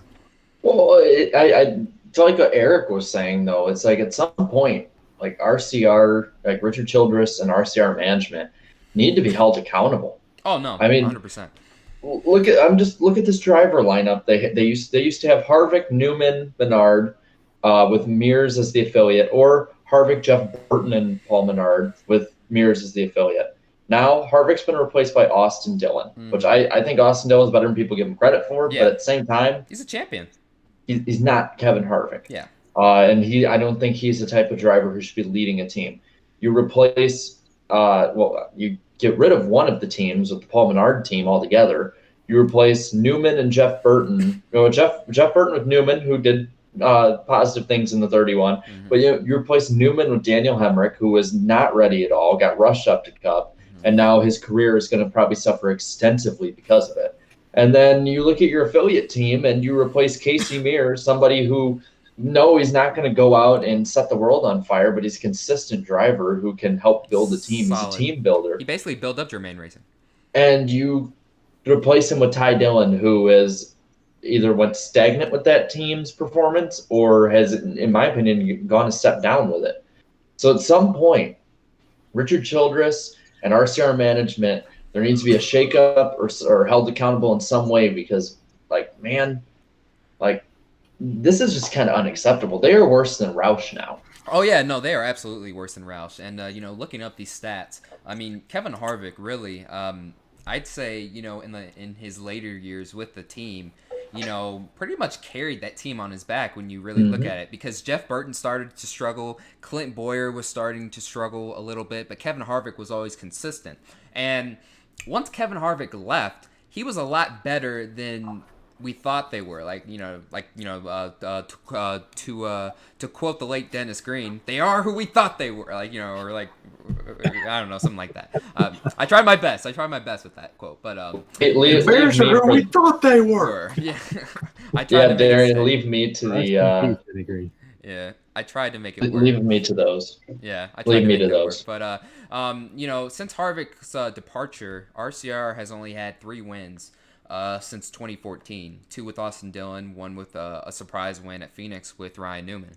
And looking up top here, I don't know who's making these decisions up top, because I know Richard Childress, he's the owner, but he also has some people in his ear also saying, hey, we should also get this guy, and we should get that guy and stuff. And I know everyone in chat and on Twitter was saying, well, they need to release Austin Dillon. That's not gonna happen. I'm sorry, that is not gonna happen. We already know that's not gonna happen at this point. NASCAR is it's so enriched in legacy and family and stuff. He's not gonna release his grandson. I'm sorry. He could run, he could have an average finish of 30th, and I don't think he would let him go out of that 3. I'm sorry. I mean, Kyle Petty left Petty Enterprises to go with Felix Sabates and Chip Ganassi. But that was on his own accord, though. See, that's what I'm saying. That's how. If it happens, that's how it's going to happen. Is he's going to leave on his own. Dylan Bros is going to be like, look, I want to go do my own thing and find my own way. Oh, and also Keegan with the $5 super chat. Thanks, man. He says Clint Boyer also raced for Richard Childress not too long ago. Yeah, I was just alluding to that. And yeah, he did good in his early years, but then in the later years in his career with the team, started to slip back a little bit. Wasn't really good, all that good, but then wasn't really all that bad either. So somewhere in between, pretty mediocre. But I don't know. Roush Racing, though, when you compare the two, Roush Racing is at least making some progress here. They were able to go out and hire Childress's former driver, Ryan Newman, and he was able to point his way into the playoffs. And Stenhouse, he struggled, but, at least Stenhouse won 2 races one season in 2017 and, was able to make the playoffs. Austin Dillon, he's not as bad as people think. He's made the playoffs before, but it's just I feel like Austin's honestly plateaued maybe. Maybe it's, if maybe he goes the same route that Kyle Petty did, leave on his own accord and go with another team and see how he runs there. But the money's still there at RCR. And that's his granddad's team, so I don't think he's going anywhere for quite some time. But I don't know who's running RCR's Xfinity program, but they've done one hell of a job these past couple of years, man. I mean, I don't know if it's Absolutely. yeah, I don't know if it's a combination of other teams shutting down, so there's less competition to compete against, or they're just really putting in the work and finding right talent and meshing the right driver and crew chief combos together to win races. Those Gibbs cars, the SHR cars, there's another JRM car now. I mean, the competition level in the Xfinity Series, I don't think has went down in the past few years. I just think that right now, they've struck it right. Really quick, Jared, turn your camera off again, man. It's bad. It's bad again. It was good for like 5 minutes. I knew it. It was gonna get bad again. I'm gonna break my damn abstinence in a second here of cussing. But no, I mean, it's one of those deals where it's like, they have plenty of competition there. It's honestly, I feel bad for Reddick though, because he's going to go up there next year, be an inferior equipment, run better probably than the equipment actually will allow him to, and then he'll get blamed for why they're doing so bad. He's proved this year that he is a capable driver who deserves at least a good ride next year. Like, I would love to see what he could do in that 48 car, honestly. I would love to see what he could do with Rouse Racing. I mean, Rouse Racing is in the right direction. That's why when we heard the rumors he might go over to Rouse, I was like, he might be better off there. I don't know, but yeah, we'll see. But yeah, Slap, what are your thoughts? I think Kevin Harvick put it best. Like, RCR has been like, it got taken over as like a family organization where like Dillon brothers were the heir parents, and he just didn't want to be a part of that. And after 2013, went over to. Wait, hold up. Time out. Yeah. Time out, Slap. You're roboting. Just jump out and then hop back in really quick. I'll read the super chat. Carl Singleton with the $2 super chat. Thanks, man. Have y'all talked Xfinity playoffs? I talked about them for a brief moment in the very beginning, but we can talk about that for a little bit later on, I guess, while we're talking about Xfinity, I guess, after we talk about RCR.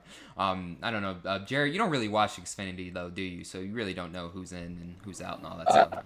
I'll be completely honest with you. I try and catch trucks in Xfinity later on if I can, but I have a lot of stuff I do on Friday and Saturday nights most of the time. Yeah, no, I feel you. Okay, all right, Slap, go ahead.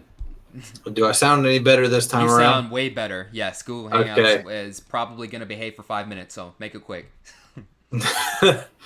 Yeah. Oh, God, I got to recollect my thoughts. Yeah, Kevin Harvick put it best where he said it had kind of become like this family organization where they were just going to give the Dillon brothers the lay of the land, and he just didn't want to be part of that, so he left while the getting was good. But Reddick has talent. He has more talent than I think Hamrick had. But Hamrick didn't really have time to show his talent. But so we'll see what Reddick can do if he ends up pulling like a sort of Matt DiBenedetto where he's running top fives and riffing those off and looks like he's been in position to win a couple races. If he ends up doing that, then I think he's the real deal. But we'll see what RCR can do. We'll see if their Cup Series equipment is on par with everybody else's. We know the Chevys have struggled in last year and this year. I don't know if it's the new Camaro. I don't know if it's like the whole youth movement that just happens to be happening with all of the Chevy cars, with Hendrick and RCR, with like tons of new guys that are only like 3 or 2 years removed from being an Xfinity or whatever it is. But there's a lot of young blood over in the Chevy camp. And I don't know if it's the Camaro or the new guys showing up or just at the beginning of the ship sinking for Hendrick and RCR. But, time will tell. Yeah, I mean, RCR, I just remember just growing up as a kid. My childhood. Kevin Harvick, he was winning races there. Jeff Burton basically revived his career in 2006 over there, and then you had Clint Boyer breaking onto the scene there, finishing third in the standings in 2007. I remember when he got his first win at New Hampshire, man. He was just jumping up and down for joy and stuff, man. Like, RCR was a bad, that was a group of bangers, man. Like, I mean, it was just so good. Like, they were such a good team. But I mean, now just to see where they are, like, they're not even a shell of what they once were. Just remember in the late '90s, like Mike Skinner couldn't do anything with that team either. We know Mike Skinner was a good race car driver. Well, we don't know if it's like personnel or what the deal is over there, because RCR has always been kind of streaky when it comes to their secondary teams, and they're always kind of a black box. You never know quite what you're going to get. You know, Dave Blaney drove for them, and he wasn't able to do anything in the 07 car, but then they bring over Clint Boyer, and Clint Boyer struggles for a little bit, and then all of a sudden he figures it out. Yeah. And then also you have to look at, Robbie Gordon. Like, most of the time he ran mediocre, but, he still won a couple races with, 3 races with them. And then Jeff Green, too. Like, Jeff Green's situation was, like, the 30 was supposed to be Harvick's car, but then, Dale Sr. passed. So Harvick took the 29, and then and Green took the 30. And I guess they could say Jeff Green was rushed, but, like, Green was, like, over 30 at that point, and had a ton of experience, but just couldn't get it done. And then after they had one of the best Busch Series careers that anybody's ever had. Oh yeah, won the championship by over 600 points and still couldn't. And then going back to Mike Skinner literally won like every cup race that basically didn't count, like the 2 in Japan, and then like the duels races, and then like the no bull races. So like he's won in that car, but it's not like an official win. So, and then also in I think he had his best season in like '98, I believe. He finished in the top 10 in points with Dale Sr. Like sometime in the '90s. I don't remember exactly. I think he holds the record for most laps led without winning a race. Yeah, like I remember watching this old NASCAR race, the 2000 Napa 500, dominated the whole race. And then I think he blew his engine or something. Like it was like, that is just one of the worst defeats I've ever seen, man. And then, Steve Park, Johnny Sauter, they basically busted over there pretty much. Steve Park was mostly because of injuries in his brief time there, and then Johnny Sauter he was bad. He was very bad in the Cup Series there. But Richard Childress in the past has made some very key decisions, though. I mean, he is the one who hired Dale Sr. to drive for him over from Rob Osterland and won 6 championships. I mean, he did get Mike Skinner in there. Granted, he wasn't the most successful, but he won some races. And then was able to get Harvick to replace Senior and had a good run with him, revived Burton's career, pretty much got, Boyer's career going. So, I mean, he has made some key decisions, but those decisions were over a decade or more ago. So, recently, hasn't really been all that great, but hopefully they can change. Let's get these other two guys' thoughts on this. Justin, what do you think? I mean, this probably isn't the best analogy, but I kind of feel like what's happening at RCR right now kind of reminds me of the Cardinals over in the NFL. Like Daniel Hamrick is kind of similar to Josh Rosen in a way, like good but not lower levels. Yeah. Came up for 1 year. He's met in the top series with an okay supporting cast and an organization that previously had success. Kind of like how Rosen, he was just mediocre his 1 year there in Arizona before both of them, they got the boot after just that one rookie season. Yeah. And replaced by a wildly successful hot hand in that lower series. Mm-hmm. I don't know what to expect out of RCR. I mean, Childress, he's kind of losing his touch lately in the top series, but with him only running one full-time car in the Xfinity series now, after the 21 became a part-time one, he seems like more all in on the 2 car. So that's his baby. That's his baby at this point. I mean, yeah, but that's the most winning car there. So, yeah, Matt. Not much wisdom to add, but it's an interesting point. I often wonder how much of it is the athlete versus the supporting cast, and what's the magic mix. Yeah, it's interesting. We'll have to find that out. Is there any teams in IMSA that have fallen off though? You're the IMSA guy. I'm gonna call you the IMSA expert. I wouldn't call me the IMSA guy either. That's what I would follow the most. But you guys are, man, you know your stuff. Thank you, man. Appreciate it. NASCAR. Appreciate it. I know how to find old photos. Yeah. That's it. Find old photos of Airbase Speedway. That's it. Got it. All right. So moving on. Jared, is there anything else on the agenda, or is that it? One more story.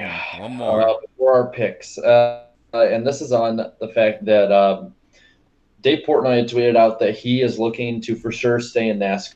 probably with the Wood brothers. So I'm assuming with Matt DiBenedetto. Looks like DiBenedetto is the Barstool guy. Barstool guy. I sound like Darren here. Can't speak. Yeah.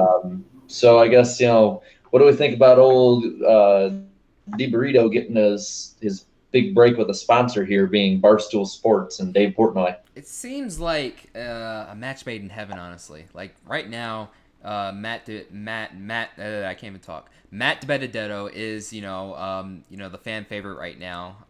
Everyone's rooting for him to succeed, and now he gets to ride with the Wood brothers.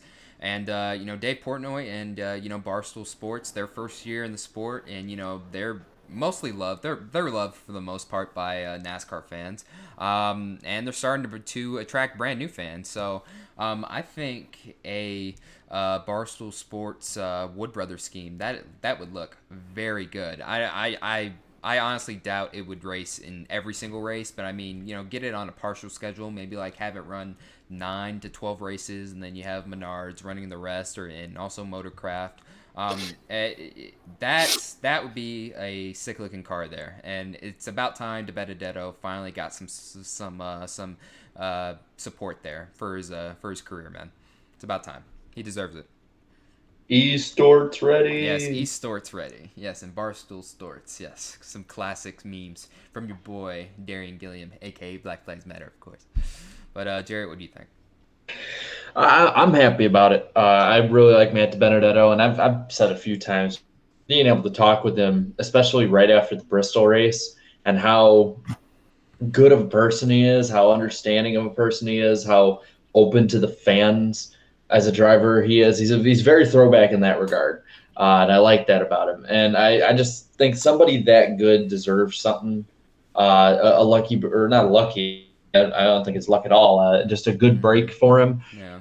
I think that Dave Portnoy being at Bristol saw the reaction the fans had, and I think that's one of the biggest reasons why he's going after DiBenedetto so much, somebody who's so beloved in the sport. I really do think Dave Portnoy has fallen in love with NASCAR over this year. I mean, being at Daytona and Talladega in the infield, and at Bristol, I mean, being next to him in Victory Lane, like he was like, his eyes were all over the place. Like the dude looked like a kid in a candy shop, man. So I really do think this is something that could have the potential of being, not like a Penske deal where he signs a sponsor on for a full year. I totally think this could be something that is a long-lasting sponsorship with not only in the sport, but with a specific driver in the sport. So I'm looking forward to seeing all the badass Barstool paint schemes for that 21 car. I guarantee they'll be red, white, and blue. Oh yeah, definitely. America. Go ahead. America. Or no, I don't know why I said sloppy. Go ahead, Slap. Boy. Oh, Here's the thing.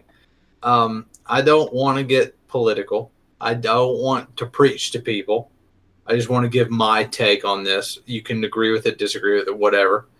But Dave Portnoy, when the Bristol thing happened and he was there, the big story that was happening at Barstool was he was threatening to fire people who were trying to unionize, which is actually illegal. Yeah. And so, that full disclosure, I'm part of a union at my day job. So I took some issue with that. But at the same time, I realize what he's doing for the sport is a good thing. I like Matt DiBenedetto. I like the fact that David's taking a liking to him and trying to sponsor him. I like that. I like new sponsors entering the sport, even if I don't agree with their politics. Like, good. So I'm like, I have mixed feelings about it, but at the same time, I like somebody who has that kind of power and influence, taking a liking to the sport like that. So, I'm not going to just say, oh, I don't like David Portnoy because of this one issue. Like, I have mixed feelings about it, but at the same time, I like it on the whole. So again, I'm not trying to preach to people. I'm not trying to die on some hill or anything, but yeah, we get it. I like it on the whole. I love Matt DiBenedetto. He's an awesome guy. I'm glad that he's getting a sponsor like this. I'm excited, really. Oh, that's good to hear. Justin? Well, I'm really happy for Matt to finally get a good ride. Regarding Barstool, I know they have all the controversies surrounding them, but I'm not their target audience. I don't have to patronize them, so for me, it doesn't really like them being involved doesn't really bother me as it does with other people. But so rather instead, if they're really disinterested in the sport, Portnoy, he's a big fan of the sport now. If it's good for the sport, that's really all that matters to me. Yeah, exactly. I mean, you don't have to agree with like everything they say or do, but like at least be tolerant, I guess. They're bringing money into the sport. As long as they make sure to like put the line in the sand, like listen, like Dave Portnoy and Barstool sponsoring DiBenedetto and Dave Portnoy as a person are separate issues. I think they'll be good to go. I think as soon as they start connecting both of those together all the time, like on purpose, then I think that's when stuff needs to change or go wrong or what and whatnot. But as long as they keep that line in the sand and keep those separate, I think they'll be good to go. Yeah, we'll have to see. Matt? Hello, Matt? Are you still there? Oh. Hangouts is being horrible. Yep, I guess he's not. He's muted right now, so we'll just move on, I guess. But hey, congratulations to DiBenedetto. Hopefully that goes through, man. We wish you the best.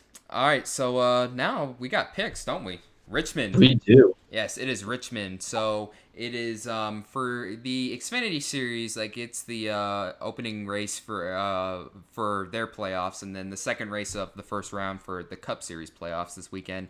But we are only doing Cup Series picks. I guess what I can do is talk about Xfinity, the Xfinity Playoffs for a brief moment. Xfinity Playoffs, I honestly expect the Final Four to be Christopher Bell, Tyler Reddick, Cole Custer, and Justin Allgaier, barring the unforeseen. And there's Matt again. He's entering for like the 5th time, I think. I don't know. I don't know what I did to Google, but yeah, no, it's all good, man. So barring some sort of surprise and the unforeseen, I see those as my Final Four for Xfinity. But moving on to Cup picks this week at Richmond. Let's start with who's gonna suck. Jarrett, you start us off. Who's gonna suck? Jimmy Johnson. I knew it. I knew he was gonna say it. Well, okay, listen. I'll elaborate. Jimmy Johnson is one of the best drivers ever, and even at his best, Richmond was not in the top half of his best tracks. So now you got a Jimmy Johnson who, in my opinion, is a shell of what he used to be. Mm-hmm. I'm sorry, I want Jimmy Johnson to do well because I like Jimmy Johnson. I really do. He's one of those few big name drivers who will go out of his way, like we were talking about earlier, to talk to the fans, to sign autographs. He's a good person. Nowadays, though, it's the driver and 48 team with that new crew chief. I don't have any faith that Ally Chevy is going to be anywhere near the front for the rest of the year. I feel you. I know he's won here before, but Kyle Larson, he's still very inconsistent, and the last race at Richmond in the spring, he was so off, and then he just wrecked his car afterwards, and I think he was like one of 2 cars that was out of that race. So Kyle Larson, he's gonna suck, and he's gonna be in a very deep hole come Roval time. So we'll have to wait and see what happens. Slap. I agree with Kyle Larson. When he won that race at Richmond in 2017, I was there. And the only reason he won it was because of that late caution, and Martin Truex had the race in the bag. And he just kind of like lucked into it after Martin Truex wrecked and all that. So, yeah, I think Kyle Larson's going to struggle. I think the whole Hendrick stable is going to struggle because they've been good at intermediates. They've been good at super speedways. Short tracks just ain't their game. Mm-hmm. I think that's going to be one group of guys that's going to struggle. Maybe a top echelon guy like Chase Elliott might surprise us, but I'm skeptical. Justin? I don't know, I have this nagging feeling inside that Chevys in general are just going to struggle at Richmond this weekend. So, I guess if I had to pick one, I'd probably just go with the rest of you guys and say Larson. Okay. Matt? I'm going with Larson. I have no reason. You have no reason. Just why not? Because why not? Why not, right? Most of us pick Larson, so just go with the flow, I guess. For underdogs, Jarrett, start us off. Who is your underdog? I digged on this guy earlier, even though I knew I was picking him as my dark horse. But I'm going to go with the thick boy himself, Ryan Newman. He's one of those like under the radar kind of guys here, not statistically a setting the bar, but at the same time, like his stats they're not damning in any way. They're Ryan Newman stats, and I think that Ryan Newman will be sort of a 10th to 15th place guy, and if things fall the right way, maybe he'll be higher. So Ryan Newman is my underdog, dark horse, whatever you want to call it, pick. I feel you on that. I'm going to go with Daniel Hamrick. With all of this news coming out this week, he's going to come in with a very large chip on his shoulder. We saw it with D. Benedetto at Bristol. Was leading the race and stuff. I don't think Hamrick's going to be all that good, but like I'd say Hamrick, maybe a top 10 run might be in the cards. I don't know. Maybe that might be stretching it a little bit, but he's going to run good this weekend. So I'm going to go with Daniel Hamrick. Slap? I think Matt DiBenedetto, every time that he has to go to a place that's not like a throttle control type of track with this new aero package, like the intermediates, he always excels the short tracks, the road courses. Keep an eye out for him. He's not in the playoffs. He didn't make it. He had a few good shots to get in there. But he's got something to prove. He's got a good future ahead of him. So I think he might just go for broke. And that Levine Family Racing team might just say, to hell with it. Let's throw everything at the wall and see what sticks with these few tracks that we know can work. At Richmond and Martinsville, Talladega might be some of those tracks. So, and the Roval track too. Let's not forget about that. So keep an eye out for him for those 4 tracks. All right, Justin? I think Daniel Suarez is probably going to be a pleasant surprise for us this weekend. Like, he already has 2 top 10s here at Richmond in the Cup Series. He's always finished in the top 10 all 5 times, I believe. And yeah, finished all but 2 laps there in every single Cup race so far. And I just get the feeling that he's probably just going to break through, maybe get steal a top 5 or so. All right, Matt? I like pizza reviews. I like guys who don't quit, and I like his first name, so I'm going with Matty DiBenedetto. I love this guy, man.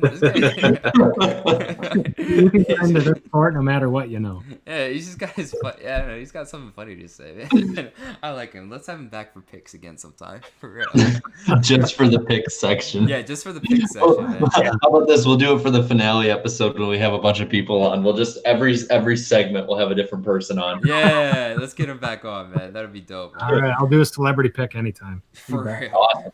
All right, awesome, man. So now for the greatest pick of them all, winners picks. Jarrett, who will win this weekend at Richmond? Well, I want to tell you that it's going to be somebody that will be very close to and it will connect to this quote. Playoffs? Talk about playoffs? I think that Chase Elliott is going to be able to lock himself into the next round of the. So yeah, Chase Elliott is my pick to win this weekend. Alrighty, I'm going to go with the 4 of Kevin Harvick. He's been peaking at the right time lately. Almost won Vegas, so I feel like Richmond, a win at Richmond will be in the cards for him. So he'll work his way into the second round. So we'll see. So are you saying about that it's going to be a driver that in the playoffs, basically? Playoffs.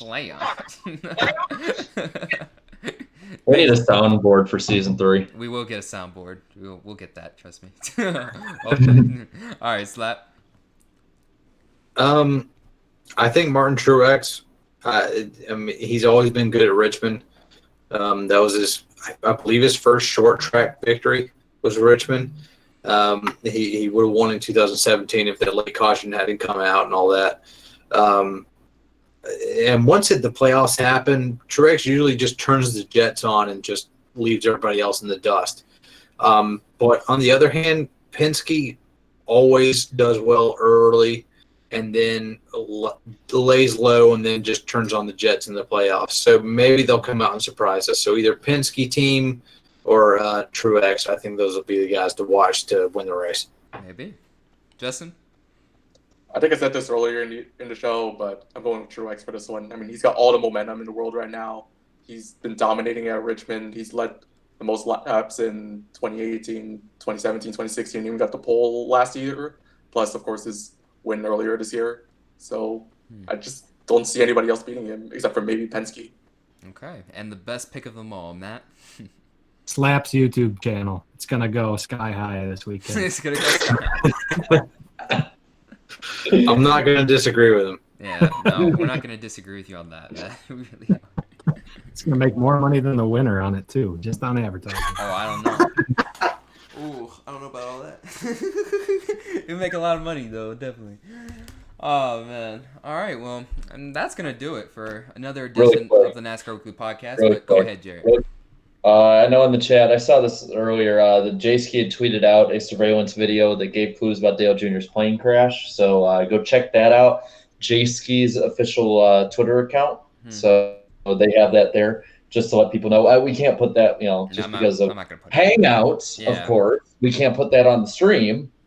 I'm not bitter in any way. But if you want to see it, instead of seeing it from us, unfortunately, you have to go to the Twitter machine and go and see J-Ski. Yeah. Because somebody thought that it couldn't be shared on Hangouts. Yeah. Hangouts, you were good for so long, and then you sucked so bad towards the end there. Oh, it's awful. But hopefully by this time next week, we'll be on a different platform. We're going to be testing out a few things over the weekend, and maybe even after the show, we'll do some testing. But so next week's podcast is scheduled to be on Danny B Talks. I don't know yet. It'll be on mine. Yeah, if not, it'll be on Jarrett's just because of Danny B's work schedule. And the guest for that one will be Harris Liu. Is that how you say it? Yeah, Harris Liu. Yeah. He is a graphic designer with Henrik Motorsports and really in NASCAR in general. So it'll be can't even talk. It'll be great to hear his perspectives on the sport and what happened over the weekend at Richmond. So we'll see what happens. But yeah, I can't wait to have him on. But once again, thank you so much to S1apSh0es and his bounty hunters for coming on, man. Any final thoughts? Hello. Keep an eye out for Martin Truex. I think he's the guy to watch for this playoff season. Right on, man. Justin and Matt, any final thoughts, man? Nothing much. I'm just happy to be here. Great talking with you. Glad we had you on. I had a great time. You guys are cool as hell, and your passion is very contagious. Oh, thanks, man. Thanks, man. That's what we're going for. Appreciate that. All right, so I'm going to do the usual and meet you guys and do my little outro. All right, let's do it. Anyways, thank you guys so much for watching this edition of the NASCAR Weekly Podcast. This is Black Flags Matter. Catch you next time. Cue the outro. Green flag. I'll roll. It's flipping me off. Yeah! I'm muted. Fuck you, Jared. You almost messed me up because I kept hearing that. I was like, what the fuck? Alright, outro still playing.